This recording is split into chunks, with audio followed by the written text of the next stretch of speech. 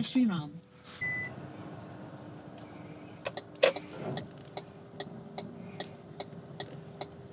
दोस्तों नमस्कार, कैसे हो आप सब लोग। गुड मॉर्निंग, केम छो, हाउ आर यू ऑल। दोस्तों आज मेरे साथ है MG ZS CV की 2022 यानी कि अपग्रेडेड फेस लिफ्ट वर्जन। इसको मैं पिछले 5 दिन से चला रहा हूँ। अगर सच बोलूँ तो 5 दिन में से 2 दिन तो थोड़ी मेरी तबीयत ख़राब रही थी, उसके लिए सॉरी। इसको मैंने 3 दिन ढंग से चलाया है सिटी के अंदर, थोड़ा बहुत हाईवे के अंदर। तो आज आपको बताएंगे कि ओवरऑल इसकी परफॉर्मेंस है कैसी, और पूरा एक ड्राइव रिव्यू आपके लिए लेके आएंगे हम कि आपको ये गाड़ी ऑफ़र क्या करती है। सबसे पहले हम बात करेंगे इसके ओवरऑल एक मोटर परफॉर्मेंस के बारे में, ऑल ओवर थिंग के बारे में। अब ये जो मोटर है वो अपग्रेड कर दी गई है थोड़ी सी पावर के लिहाज से, और थोड़ी सी डिग्रेड भी कर दी गई है। जी हाँ, इसके अंदर जो मोटर लगी है वो लगी है आपकी परमानेंट मैग्नेट सिंक्रोनस मोटर, जिसके हम PMSM भी कहते हैं। बेसिकली क्या है, ये फ्रंट एक्सल को ये ड्राइव करती है। जो पुरानी वाली ZS थी, मतलब इससे पहले वाली, उसके अंदर जो मोटर थी वो भी सेम थी, बट उसकी जो ट्यूनिंग थी वो थोड़ी अलग थी। बेसिकली क्या था, जो उसके अंदर टॉर्क था बेसिकली वो था 353 Nm, जो इस मोटर के अंदर अब कर दिया गया है 280 न्यूटन मीटर का। जो थोड़ा सा आपको इनिशियल में आप देखेंगे तो फ़र्क तो बिल्कुल आपको मिलेगा ही, क्योंकि जब मैंने इसकी पुरानी वाली गाड़ी चलाई थी उसके अंदर जो इसका इनिशियल पिकअप था बहुत ही ज़बरदस्त, एकदम उड़ती थी गाड़ी। ऐसा नहीं कि ये गाड़ी की पावर कम है, ऐसा बिल्कुल भी नहीं कहना चाहूँगा, पावर काफ़ी अच्छी है इसकी भी। बट एज़ कम्पेयर टू इसकी जो लास्ट जनरेशन थी, जो लास्ट वाला मॉडल था, उससे इसमें थोड़ा सा आपको इनिशियल कम मिलेगा। हालांकि इसके अंदर जो पावर है, जो इसकी PS है, वो बढ़ा दी गई है। पहले 141 PS के आसपास इसकी पावर थी, अब जो बढ़कर होगी 177.75 PS, यानी कि 175 bhp के आसपास ये पावर प्रोवाइड कर देगी आपको। तो ये मोटर की बात होगी। अब इसकी परफॉर्मेंस कैसी है वो थोड़ा हम आगे देखेंगे। उससे पहले बता दूं, देखिए मैं हूँ अभी कंजेस्टेड ट्रैफिक के अंदर। तो इस गाड़ी को अगर चलाने में अगर आप देखते हैं अगर सिटी के हिसाब से, तो देखिए गाड़ी एक मिड साइज SUV श्रेणी में आती है, तो आपको वो एक फील तो देगी कि ये बहुत बड़ी गाड़ी है और आप इसको ज़बरदस्ती ऐसे ही ढो रहे हैं सिटी के अंदर, आपको ऐसा लगेगा नहीं। गाड़ी चलाने में काफ़ी आसान है, आपको कोई इशू इसके अंदर होगा नहीं। आप सिटी में चलाए, चाहे आप हाईवे में चलाए, सिटी में चलाए तो मैनेबिलिटी काफ़ी अच्छी है गाड़ी की। उस पॉइंट को मैं आपसे बाद में डिस्कस करूँगा। हालांकि हम बात कर रहे थे इसकी और परफॉर्मेंस की, तो परफॉर्मेंस काफ़ी अच्छी है। जो इसका पीक है वो काफ़ी अच्छा है, अभी भी कोई दिक्कत की बात नहीं है। और पीक की बात करें तो इसके अंदर जो दी गई है मोटर, आपको मैं बता दी, पावर बता दी, और जो आपको एक प्रॉपर एक पावर डिलीवरी मिलती है वो काफ़ी अच्छी मिल जाती है। लीनियर पावर डिलीवरी तो नहीं कह सकते, एक पंची पावर डिलीवरी आप किसी भी RPM से इसमें अचीव कर सकते हैं, आपको कोई इसमें इश्यू होगा नहीं।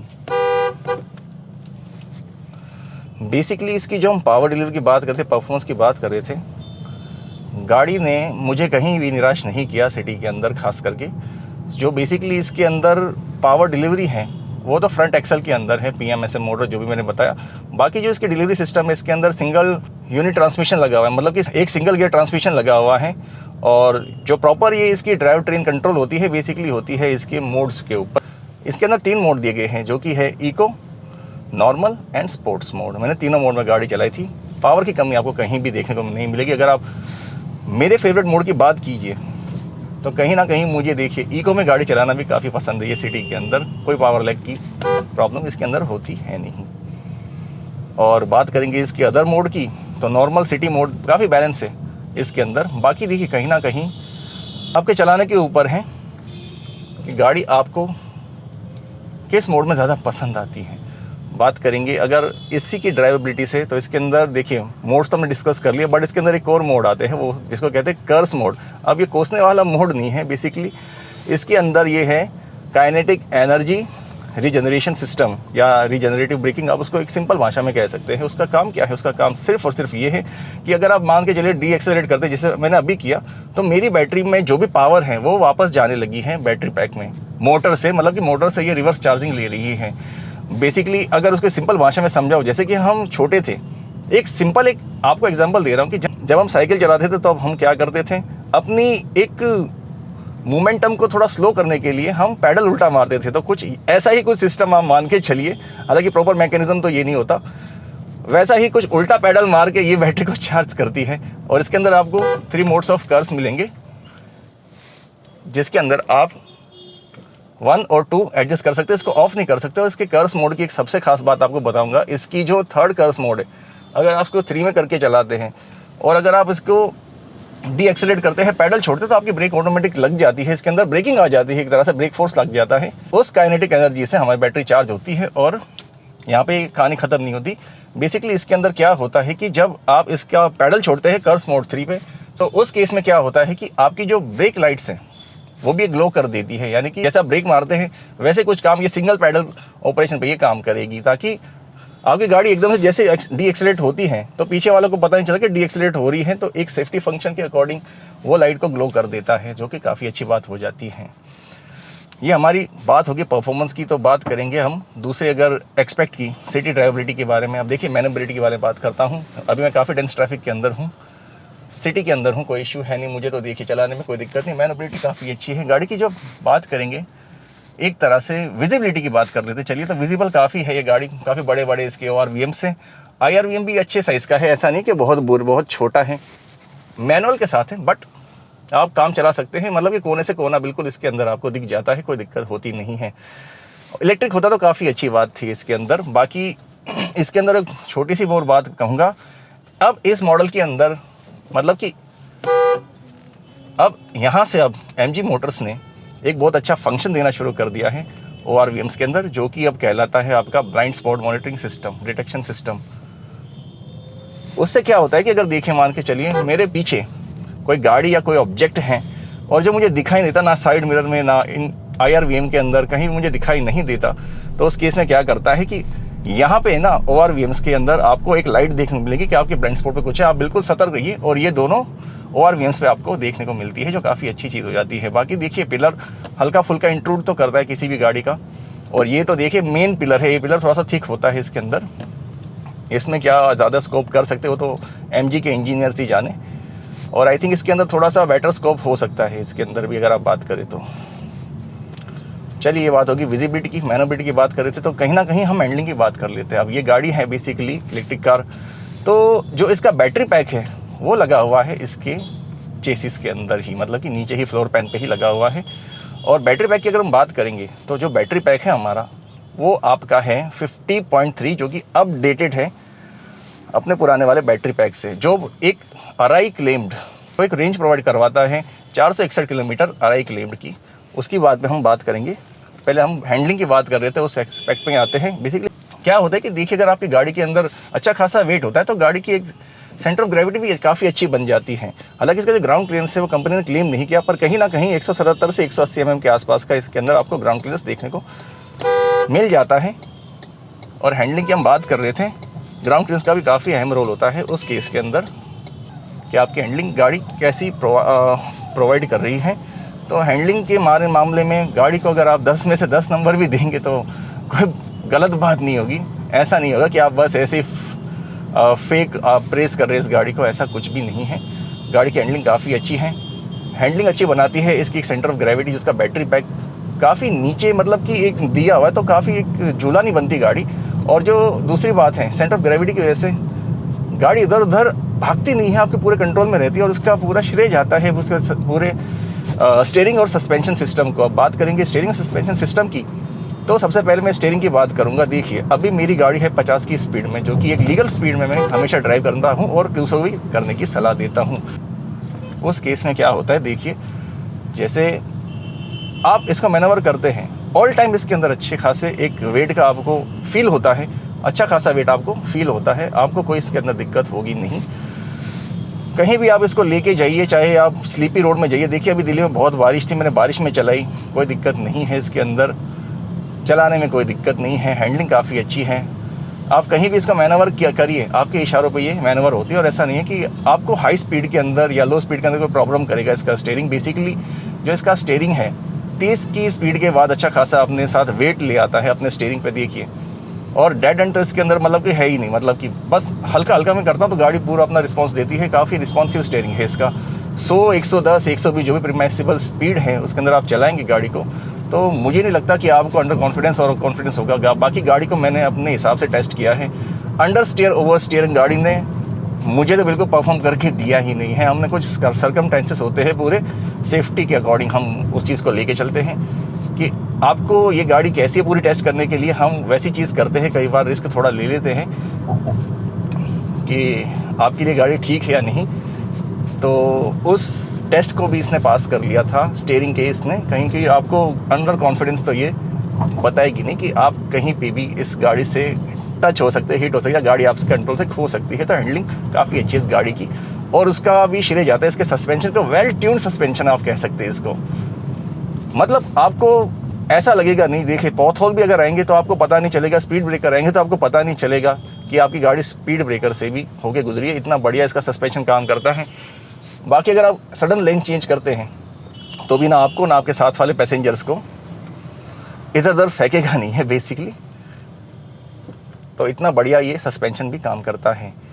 स्टिफनेस की बात करें सस्पेंशन में तो हल्का सा देखिए स्लो स्पीड पे हल्का सा, मतलब आपको हल्का सा बम्पी फील होगा। जैसे मैंने अभी देखिए 10 की स्पीड के अंदर हूँ और मुझे हल्का हल्का सा लग रहा है ये हल्का, मतलब बम्पीनेस तो नहीं कह सकते उसके अंदर। बाकी आपको पूरा पता चल जाए कि स्टीयरिंग और टायर क्या कर रहे हैं, तो कोई आपको परेशानी इसके अंदर होगी तो नहीं। सस्पेंशन से भी काफ़ी आरामदायक सस्पेंशन। अगर आप इसको लंबे सफ़र पे भी लेके जाते हैं हाईवेज़ पे, अभी तो देखिए इलेक्ट्रिक कार हैं, आप 2000 किलोमीटर 1000 किलोमीटर तो इसको वन डे में नहीं चला सकते। बट हाँ, अब धीरे धीरे इंफ्रास्ट्रक्चर बढ़ रहे हैं, कुछ प्राइवेट कंपनी ने, कुछ पब्लिक सेक्टर ने चार्जिंग इंफ्रास्ट्रक्चर पे भी काम करना काफ़ी हद तक स्टार्ट कर दिया है। और हमें आजकल काफ़ी, अगर as compare to last year, अब आपको ज़्यादा आपको चार्जिंग ऑप्शन देखने को मिल जाते हैं। दिल्ली एनसीआर और कहीं भी आप देखिए, और आपको कुछ टाइम बाद हमारे जो एक्सप्रेस वे या हाईवे है वहाँ पे भी आपको ये फैसिलिटी मिल जाएगी चार्जिंग की। चलिए बात करते हैं हम हैंडलिंग की। हैंडलिंग तो काफ़ी अच्छी है। अब अगले पॉइंट पे आते हैं इसकी। अगर हम बात करेंगे हैंडलिंग से रिलेटेड, ब्रेकिंग अगर ना हो गाड़ी की अच्छी तो एक हैंडलिंग कंप्लीट नहीं होती। देखिए दोस्तों, अभी देखिए गाड़ी की जो ब्रेकिंग है, रीजन ब्रेकिंग इसके अंदर दी गई है, कर्व्स मोड दिए गए हैं। बाकी इसके अंदर ऑल डिस्क ब्रेक दी गई है, ABS CBD ब्रेक असिस्ट के साथ ये गाड़ी आती है। आप किसी भी स्पीड के अंदर इसको मैनवर करते हैं और ब्रेक्स लेते हैं तो आपको देखिए कहीं तो ऐसा लगेगा गाड़ी ठुकने वाली है, पूरे आपके कंट्रोल में रहते हैं ब्रेक्स इसके। एक तो जब मैं इसको डीएक्सेलरेट करता हूँ कर्व्स मोड के हिसाब से, ये थोड़ा बहुत अपने आप को स्लो कर लेती है, मतलब ब्रेक दे देती है। इंजन ब्रेकिंग आप कह सकते हैं, हालांकि इंजन जैसी कोई चीज़ तो नहीं, मोटर ब्रेकिंग आप इसको कह सकते हैं। बाकी बात करेंगे इसके ब्रेकिंग ओवरऑल सिस्टम की। ब्रेकिंग काफ़ी अच्छी है, ABS CBD वगैरह मैंने आपको बता दिया था, काफ़ी इसके अंदर ब्रेक असिस्ट, बाकी ESC वगैरह और भी फीचर्स है इसके अंदर, VSM वगैरह जो भी फीचर्स हैं, काफ़ी ये सब चीज़ें मिलके इसको काफ़ी सेफ़ और एक स्टेबल कार बनाती है। ब्रेकिंग काफ़ी अच्छी गाड़ी की, नो डाउट इसके अंदर आपको कोई दो राय नहीं होगी इसके अंदर। अब अगले पॉइंट पर अगर चलते हैं, गाड़ी कैसी चलने में तो बहुत अच्छी है, बहुत बहुत बहुत मज़ा आता है इसको चलने में तो एक नंबर गाड़ी है आप कह सकते हैं लोकल भाषा के अंदर। इसमें आपको कोई दिक्कत नहीं होगी। मैंने इस गाड़ी को 300 किलोमीटर के आसपास चलाया है ओवरऑल, और मुझे कोई दिक्कत नहीं हुई। कहीं पे मुझे लगा नहीं कि ये गाड़ी में ड्राइवेबिलिटी के मामले में कहीं पे कोई सुधार होना चाहिए, मुझे नहीं लगा। बाकी अगर MG अपने हिसाब से कर भी दे, अगर कोई सुधार चाहती है, अगर उनकी R&D टीम करती हैं तो बहुत ही अच्छी बात होगी। एक वेलकम स्टेप होगा हमारे सबके लिए वो स्टेप। और बेसिकली हम बात करेंगे, देखिए विजिबिलिटी कर ली हमने, ड्राइविंग परफॉर्मेंस, ब्रेकिंग वगैरह, सस्पेंशन, कंफर्ट की बात थोड़ी कर लेते। देखिए सस्पेंशन बात की थी, कंफर्ट काफ़ी अच्छा है। पीछे के पैसेंजर 3 लोग बैठे थे, बूट में थोड़ा मैंने सामान रखा था। 446 लीटर का इसके अंदर बूट स्पेस जो है, अच्छा खासा सामान इसके अंदर आप ले सकते हैं, अपनी फैमिली ट्रिप पे जा सकते हैं। तो आपको कंफर्ट के मामले में ये गाड़ी बिल्कुल निराश नहीं करेगी। और गाड़ी की अगर हम बात करेंगे कंफर्ट के मामले में, क्वालिटी काफ़ी अच्छी अब कर दी है एनजी ने, काफ़ी बेटर कर दिया है। आपको काफ़ी जगह पे सॉफ्ट टच मटेरियल भी अब मिलता है, जैसे डैशबोर्ड पे इधर रैप स्टीयरिंग व्हील तो आता ही है। बाकी जो एक फील एंड फिनिश है गाड़ी की काफ़ी अच्छी है। और मुझे लगता है कि 30 लाख के अंदर कोई अगर आप इलेक्ट्रिक गाड़ी देखते हैं तो आपको ये चीज़ उसके अंदर मिलती है।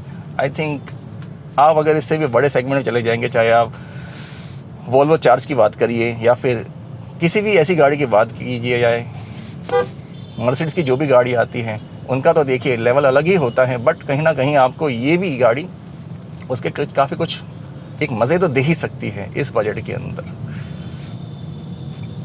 बाकी चलिए बात कर रहे थे हम इस गाड़ी के और परफॉर्मेंस की, सब चीज़ों के बारे में, तो बात अब कर लेते सबसे इसके मेन मुद्दे की, यानी कि इसकी रेंज कितनी है। अब देखिए बात रेंज की आती है, एंजाइटी हर किसी को फील होती है, बिकॉज ऑफ क्यों एंजाइटी। देखिए मैं अपने आगे बात करने से पहले आपको बता दूं कि रेंज एंजाइटी देखिए चाहे पेट्रोल, डीजल या इलेक्ट्रिक कार का है, सब में होती है रेंज एंजाइटी। आपको देखने को मिल ही जाती है हर एक जगह पे, क्योंकि क्या होता है कि आप सिटी के अंदर होते हैं तो आपको जो पेट्रोल पंप और ये जो भी फैसिलिटीज़ हैं वो आपको आराम से मिल जाती है, तो आपको इतनी एंजाइटीनेस होती नहीं कि चलो यार पेट्रोल पंप है, अगले 10 किलोमीटर में, 20 किलोमीटर में, 50 किलोमीटर में भी आपको फ्यूल मिल जाएगा। अगर वो चीज़ ना हो, जैसे आप किसी रिमोट एरिया में जाते हैं और आप अननोन है वहाँ पे, तो आपको भी उस टाइम पे एंजाइटी तो फील है कि यार पेट्रोल पंप पता नहीं कहाँ है। तो ऐसी कुछ बात यहाँ पर हमारी इलेक्ट्रिक कार्स के साथ है। वो क्यों? क्योंकि इंफ्रास्ट्रक्चर अभी उतना डेवलप नहीं हुआ है, बट काम बहुत अच्छा हुआ है, नो डाउट। अभी इन कुछ सालों में, खास करके इन 1-1.5 साल के अंदर काफ़ी अच्छा काम किया है गवर्नमेंट सेक्टर और पब्लिक सेक्टर ने मिलकर, काफ़ी अच्छा काम किया है चार्जिंग इंफ्रास्ट्रक्चर को डेवलप करने में, बिल्ड करने में। और अगर बात करेंगे इसकी रेंज की तो 461 किलोमीटर की अब इसकी जो 50.3 किलोवाट का जो इसका बैटरी पैक है वो रेंज प्रोवाइड करता है अकॉर्डिंग टू आरआई और according to MG motors. But जो हमने टेस्ट की है, जितनी हमने टेस्ट की है, जितनी हमने चलाई है और जैसे भी हमने चलाई है, उसके अंदर हमें नहीं लगता कि ये गाड़ी कम से कम दिल्ली जैसे शहर के अंदर सिटी में गर्मी में एसी चला के भी आपको 300 किलोमीटर से कम ये गाड़ी रेंज दे दे। तो मुझे नहीं लगता ऐसा कि आपको इससे कम रेंज मिल जाएगी। अगर आप बहुत ज़्यादा स्पोर्ट्स मोड के इसको चलाते हैं तो मुझे नहीं लगता कि 280-290 कम से कम ये गाड़ी तो आपको दे देगी, क्योंकि हमने अभी देखिए गाड़ी को चार्ज किया था 2 दिन पहले और अभी भी मेरी गाड़ी 78% पे चार्ज है और मैंने कम से कम गाड़ी को अभी फ़िलहाल 120 किलोमीटर के आसपास चला दिया है। तो मुझे नहीं लगता कि आपको कोई रेंज एंग्जाइटी इस गाड़ी को लेके होनी चाहिए, क्योंकि जहाँ तक मुझे लगता है और जितनी ईवीज़ मैंने चलाई है उनमें से सबसे बेटर जो एक रेंज प्रोवाइड करती है और रेंज एंग्जाइटी को थोड़ा कम करती है वो यही ZS EV है। और बस मैं और ज़्यादा नहीं कुछ नहीं कहना चाहूँगा, वरना आप लोग कहेंगे शायद ये वीडियो स्पॉन्सर्ड है और मैंने पैसे खाए MG से। ऐसा कुछ नहीं है, बट जो सच है वो सच है। मुझे भी अपने जो भी व्यूवर्स थे, जो सब्सक्राइबर्स हैं, चाहे मुझे ना सब्सक्राइब करें, उनका भी मैं देखिए हित चाहता हूँ, अहित नहीं चाहता। कुछ पैसों के लिए मैं आपको गलत चीज़ बताऊँ, ये मुझसे नहीं हो पाएगा। चलो बात करते हैं हम इसकी अब रेंज की, तो काफ़ी अच्छी है रेंज के बाद इसके बात करते हैं चार्जिंग की। तो चार्जिंग इंफ्रास्ट्रक्चर प्राइवेट और गवर्नमेंट दोनों मिलके अभी अच्छा काम किया है ईवीज़ पे और करेंगे आगे भी। अब चार्जिंग इसके अंदर आप देखेंगे तो आपको 3 से 4 तरह की चार्जिंग तो एटलीस्ट आराम से मिल जाएगी। सबसे पहली, आप इसके अंदर जो इसका 15 एम्पेयर का चार्जर है उससे इस गाड़ी को चार्ज कर सकते हैं। वो लेकिन कम से कम आपके 15 से 20 घंटे के अंदर अंदर आपकी 0 to 100 चार्ज कर देगी। बाकी अगर आपकी गाड़ी मेरे ख्याल से 30% 40% होगी तो मुझे लगता है 12-13 घंटे या 14 घंटे में आपकी गाड़ी को 100% चार्ज करेगी। और यहाँ पे चार्जिंग की बात आई है, यहाँ पे एक पॉइंट और जोड़ना चाहता हूँ कि जैसे 80% गाड़ी चार्ज होती है उसके बाद जो सेल इक्वलाइजेशन होना शुरू हो जाता है, ताकि हर एक सेल को एक तरह से क्लोजिंग मिल पाए, सही तरह से वो हर एक सेल को मतलब क्लोज कर दे। और ताकि वो इक्वलाइजेशन क्या होती है, बेसिकली होता ये है कि वो जब चार्जिंग कंप्लीट होती है तो सारे सेल के अंदर इसका जो भी सिस्टम है, जो भी बैटरी मैनेजमेंट सिस्टम है, वो ये इंश्योर करता है कि आपकी जो भी सेल है आपके बैटरी के, चाहे जितने भी लगे, लिथियम आयन सेल है जो, हालांकि इसकी जो बैटरी पैक है वो लिथियम आयन है, लिथियम पॉलीमर नहीं है, वो अलग गाड़ी की है, वो है Hyundai Kona के अंदर आपको लिथियम पॉलीमर के बैटरी पैक मिलता है, इसके अंदर आपको लिथियम आयन मिलता है। तो उस केस में क्या होता है कि जब बात कर रहा था मैं कि आपको कोई दिक्कत इसके अंदर ये आने देता नहीं है, एक सेफ्टी की बात कहिए या कुछ और पॉइंट आप देखिए, तो इक्वलाइजेशन होता है। तो यानी कि 80 से लेके 100% आपकी गाड़ी थोड़ी स्लो चार्ज होती है, चाहे आप DC फास्ट चार्जर से भी इसको चार्ज क्यों ना करें। बट जो आपको 0 to 80% की जो टाइमिंग मिलेगी, जैसे कि वो उसकी बात करूँगा, उस केस में आपको ये गाड़ी 80% के बाद आपको ये इक्वलाइजेशन के लिए थोड़ा स्लो चार्ज स्टार्ट कर देती है। मैंने आपको रेंज बता दी, इसकी बैटरी बता दी। अब हम बात करते हैं चार्जिंग की, इसकी चार्जिंग इंफ्रास्ट्रक्चर की। तो पहला चार्ज तो मैंने बता दिया, आपको घर पे कर सकते हैं इसको 15 वाट के। दूसरा जो चार्जर है, इसके साथ ही आपको 2 चार्जर मिल जाते हैं 7.5 किलोवाट। आपकी गाड़ी को 0 to 100 वो चार्जर आपका 7.5 किलोवाट का ना करते हुए भी 7 घंटे में कर देगा। और जो चार्जिंग हमारी होती है, कई बार देखिए डिपेंड करता है हमारे बैटरी टेम्परेचर और हमारे एनवायरनमेंट पे भी डिपेंड करता है। अगर हमारा एनवायरनमेंट थोड़ा ठंडा होगा तो बैटरी इसकी अच्छी तरह से चार्जिंग ले सकेगी, हीट उतनी होगी नहीं। और जो इसका तीसरा चार्जर सिस्टम है, चार्जिंग सिस्टम, वो है आपका पेड के अंदर डीसी फास्ट चार्जर। वो आपको 25 किलोवाट, 30 किलोवाट, 50 किलोवाट तक का मिल जाएगा, जिसके अंदर कम से कम आप अगर फोर्टम की बात करिए देखिए तो 18 या 19 रुपये यूनिट पर चार्ज वो लेता है। और ये गाड़ी खाती है 50-51 यूनिट, तो आप कैलकुलेट कर लीजिएगा उसके हिसाब से। चलिए मैं यहाँ पे चार्ट लगा देता हूँ कि आपको कितनी कॉस्टिंग आएगी इसकी, घर की बिजली से लेके आपकी कमर्शियल जो भी आपकी, जो मैंने बताया डीसी फास्ट चार्जर की, उसका कितना खर्च आएगा वो मैं यहाँ पे मेंशन कर दूंगा आपके लिए। और इसका एक और चार्जिंग सिस्टम है, वो है आपका MG का 24 road side assist charging system. उसमें क्या है कि अगर आपकी गाड़ी कहीं पे बंद होती है, अगर आप इसके RSA को फ़ोन करते हैं और आपकी लोकेलिटी में जो भी आपकी MG डीलर है, उस केस के अंदर क्या करते हैं कि अपना एक बैकअप व्हीकल भेज के आपकी गाड़ी को 30 to 40% एटलीस्ट चार्ज करके वो चले जाएंगे, ताकि आप अपने घर पे और अपने डेस्टिनेशन पे आराम से पहुंच पाए। तो काफ़ी अच्छी चीज़ हो जाती है ये। बाकी बात करेंगे इसकी ओवरऑल वारंटी की, तो मैं यहाँ पे आपको चार्ट लगा देता हूँ।